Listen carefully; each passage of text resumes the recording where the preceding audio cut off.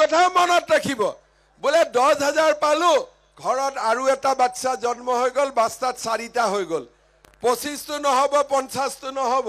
সেইকাৰণে হাজবেণ্ড বিলাকে ভাল কৰি মনত ৰাখিব যাতে বাচ্চা 3তকৈ ওপৰত না যায় ঠিক কৈছে আমাৰ মা সকলে 3টাতকৈ নিবিচাৰে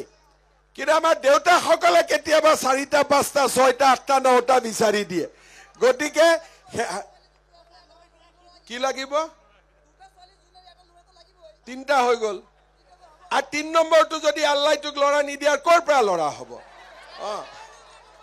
সেইকাৰণে মই কৈছো 3টা 2টা আৰু এটা আৰু যদি জজা হল তো 4টাও হৈ যাব ঠিক আছে এতিয়া 10,000 টকাটো পাব 10,000ৰ পিছত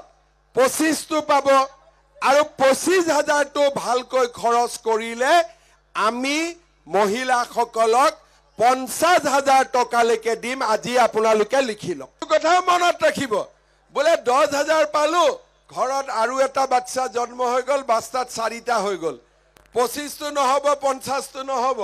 সেইকাৰণে হাজবেণ্ড বিলাকে ভাল কৰি মনত ৰাখিব যাতে বাচ্চা 3তকৈ ওপৰত না যায় ঠিক কৈছে আমাৰ মা সকলে 3টাতকৈ নিবিচাৰে কিন্তু আমাৰ দেউতা সকলে কেতিয়াবা 4টা 5টা 6টা 8টা 9টা বিচাৰি দিয়ে গতিকে কি লাগিব 3টা হৈ গল আৰ 3 নম্বৰটো যদি আল্লাহ তোক লড়া নিদিয়াৰ কোৰ পৰা লড়া হব সেইকাৰণে মই কৈছো 3টা 2টা আৰু এটা আৰু যদি জজা হল তো 4টাও হৈ যাব ঠিক আছে এতিয়া 10,000 টকাটো পাব 10,000ৰ পিছত 25টো পাব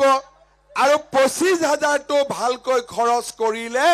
আমি মহিলা সকলক 50,000 টকালৈকে দিম আজি আপোনালোকে লিখি লওক কথা মনত ৰাখিব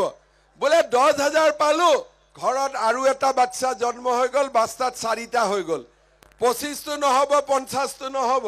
সেইকাৰণে হাজবেণ্ড বিলাকে ভাল কৰি মনত ৰাখিব যাতে বাচ্চা 3তকৈ ওপৰত না যায় ঠিক কৈছে আমাৰ মা সকলে 3টাতকৈ নিবিচাৰে কিন্তু আমাৰ দেউতা সকলে কেতিয়াবা 4টা 5টা 6টা 8টা 9টা বিচাৰি দিয়ে গতিকে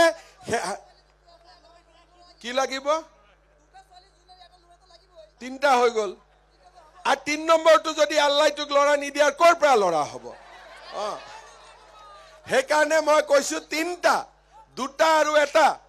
আৰু যদি জজা হল তো 4টাও হৈ যাব ঠিক আছে এতিয়া 10,000 টকাটো পাব 10,000ৰ পিছত 25টো পাব আৰু 25,000টো ভালকৈ খৰচ কৰিলে আমি মহিলা সকলক 50,000 টকালৈকে দিম আজি আপোনালোকে লিখি লওক